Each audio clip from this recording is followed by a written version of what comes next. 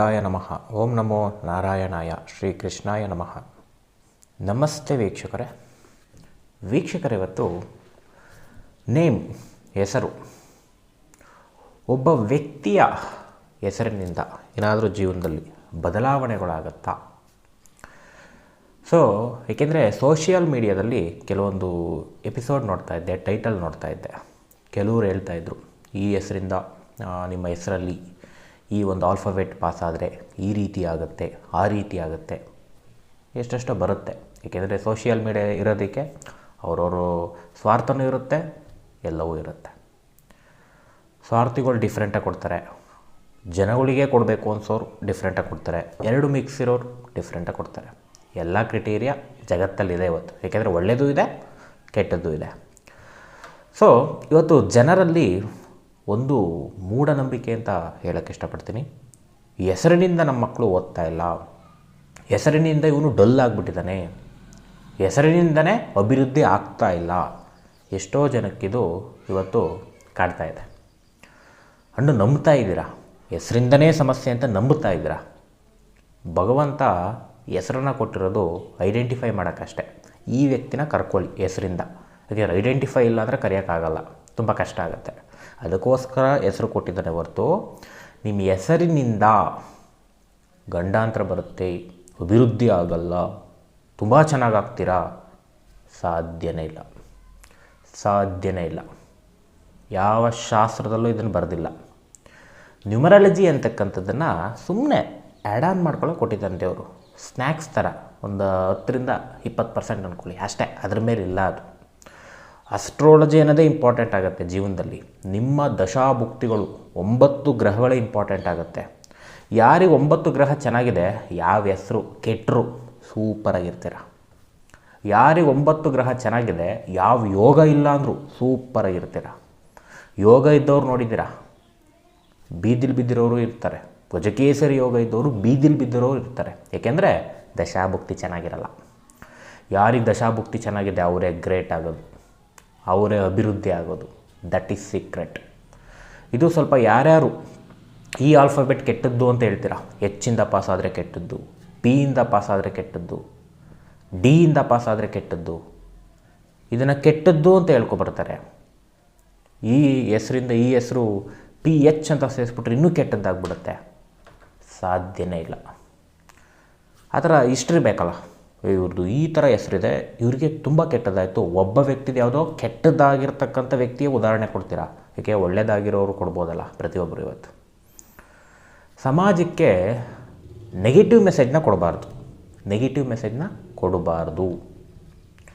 ಏಕೆಂದರೆ ಜನಗಳಲ್ಲಿ ಇವತ್ತು ಒಂದು ದಡ್ಡತನವೂ ಇದೆ, ಅತಿಯಾದ ಬುದ್ಧಿವಂತಿಕೆಯೂ ಇದೆ. ಎರಡೂ ಇದೆ, ಒಳ್ಳೆಯದು ಇದೆ, ಎಲ್ಲವೂ ಇದೆ.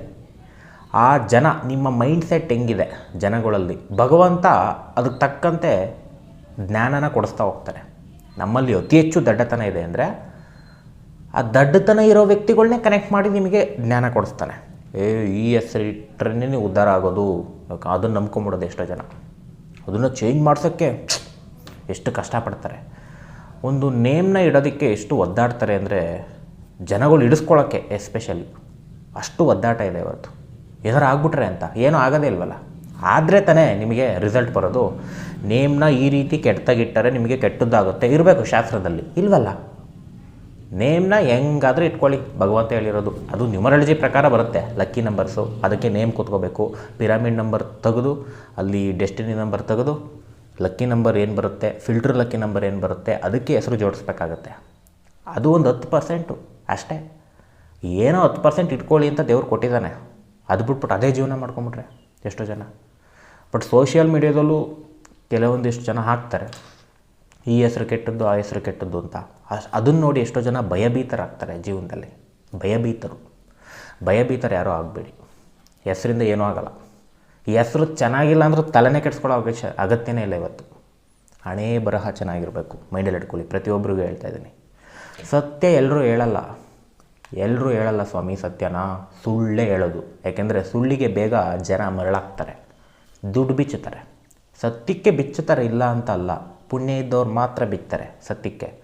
ಇನ್ನು ದಡ್ಡತನ ಇಲ್ಲ ಅದ್ಯಾವುದೋ ಜನ್ಮದ ಪಾಪಗಳಿದ್ರೆ ದುಡ್ಡು ಕಳ್ಕೊಳ್ಳೋದೇ ಕೆಲಸ ಅವ್ರದ್ದು. ಮೂಢನಂಬಿಕೆಗೆ ಬೀಳ್ತಾ ಇರೋದೇ ಕೆಲಸ. ಮೂಢನಂಬಿಕೆಗೆ ಬೀಳಬಾರ್ದು ಯಾವತ್ತು. ಸ್ವಲ್ಪ ಜನಗಳು ಥಿಂಕ್ ಮಾಡಿ. ಸೋಷಿಯಲ್ ಮೀಡ್ಯಾದಲ್ಲಿ ಯಾರೋ ಹೇಳಿದ ತಕ್ಷಣ ನಂಬಿಡೋದಲ್ಲ. ಆ ವ್ಯಕ್ತಿ ಹೇಳ್ತಕ್ಕಂಥ ಮಾತಲ್ಲಿ ಸತ್ಯ ಇದೆಯಾ ಫಸ್ಟ್ ಜಡ್ಜ್ ಮಾಡಬೇಕು, ನಾವು ವಿಮರ್ಶೆ ಮಾಡಬೇಕಂತೆ. ಭಗವದ್ಗೀತೆಯಲ್ಲಿ ಕೃಷ್ಣ ಹೇಳಿರೋದೇ, ವಿಮರ್ಶಾ ಗುಣ ಬೆಳೆಸ್ಕೊಳ್ಳಿ ಪ್ರತಿಯೊಬ್ಬರು ಅಂತ. ಯಾರಿಗೆ ವಿಮರ್ಶಾ ಗುಣ ಇಲ್ಲ ಬೀಳ್ತೀರಾ ಗುಂಡಿ ಒಳಗಡೆ. ಅದು ನಾನಾದರೂ ಸರಿ, ಯಾರಾದರೂ ಸರಿ, ನನಗೂ ಸೇರಿಸಿ ಹೇಳ್ಕೊತಾ ಇದ್ದೀನಿ. ನಾನು ಕೆಲವೊಂದು ಮ್ಯಾಟರ್ಗಳನ್ನ ವಿಮರ್ಶೆ ಮಾಡ್ತಾಯಿದ್ರೆ ನನಗೂ ಕೆಟ್ಟದ್ದಾಗುತ್ತೆ. ಸೊ ಯಾರಿಗೇ ಆದರೂ ಕೆಟ್ಟದ್ದಾಗುತ್ತೆ. ವಿಮರ್ಶೆ ಮಾಡಬೇಕಂತೆ. ಈ ವ್ಯಕ್ತಿ ಒಳ್ಳೆಯವನ, ಒಳ್ಳೆಯದನ್ನು ಹೇಳ್ತಾನ, ಸರಿ ಒಳ್ಳೆ ಸಬ್ಜೆಕ್ಟ್ ಕೊಡ್ತಾ ಇದ್ದಾನ, ಇವನು ಧರ್ಮದ ದಾರಿಯಲ್ಲೇ ಕೊಡ್ತಾ ಇದ್ದಾನ, ಇಲ್ಲ ಅಧಾರ್ಮಿಕವಾಗಿ ಒತ್ತಿಸ್ತಾ ಇದ್ದಾನ, ದುಡ್ಡಿಗೋಸ್ಕರ ಅತಿ ಹೆಚ್ಚು ಸ್ವಾರ್ಥಿಯಾಗಿ ಕೆಟ್ಟದೇನಾರ ಜನಕ್ಕೆ ಕೊಡ್ತಾ ಇದ್ದಾನ, ಥಿಂಕ್ ಮಾಡಬೇಕು. ಕರೆಕ್ಟಾಗಿ ಕೊಡೋರ್ನೆಲ್ಲ ಸ್ವಾರ್ಥಿಗಳು ಅಂದ್ಬಿಡ್ತಾರೆ ಜನ ಇವತ್ತು. ಒಬ್ಬ ಜ್ಯೋತಿಷಿಗಳು ಯಾರಾದರೂ ಒಳ್ಳೆಯವರು ಇರ್ತಾರೆ, ಒಂದು ರೇಟ್ ಫಿಕ್ಸ್ ಮಾಡಿರ್ತಾರೆ ಒಳ್ಳೆಯವರು ಕೂಡ, ಅವ್ರನ್ನೇ ಸ್ವಾರ್ಥಿಗಳು ಅಂದ್ಬಿಡೋದು. ಅವನು ಯಾವನೋ ಮೋಸ ಮಾಡ್ತಾ ಇರ್ತಾನೆ, ಅವನು ಕಡಿಮೆ ದುಡ್ಡನ್ನ ಆಸೆ ತೋರಿಸಿ ನಿಮ್ಮನ್ನು ಎಲ್ಲ ಬಕ ಅಂತ ಎಲ್ಲ ಸುರಿಸ್ಕೊತಾನೆ ಬಾಡ್ಲಿ ಒಳಗಡೆ ದುಡ್ಡನ್ನ. ಅರ್ಥ ಆಯ್ತಾ? ಅದಕ್ಕೆ ವಿಮರ್ಶೆ ಮಾಡಬೇಕಂತೆ. ನಮಗೆ ಎಲ್ಲಿ ಒಳ್ಳೆ ಸಿಗುತ್ತೆ ಥಿಂಕೇ ಮಾಡಬಾರ್ದಂತೆ, ಹೋಗ್ಬಿಡ್ಬೇಕಂತೆ. ಜನ ಒಳ್ಳೆಯದ್ರ ಕಡೆನೇ ಥಿಂಕ್ ಮಾಡೋದು ದುಡ್ಡು ಉಳ್ಸೋಕ್ಕೆ, ಕೆಟ್ಟದ್ರ ಕಡೆ ಥಿಂಕ್ ಮಾಡಲ್ಲ.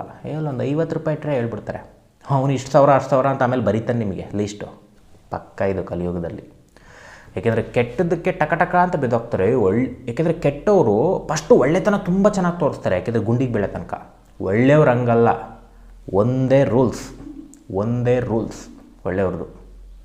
ಅರ್ಥ ಮಾಡ್ಕೊಳ್ಳಿ.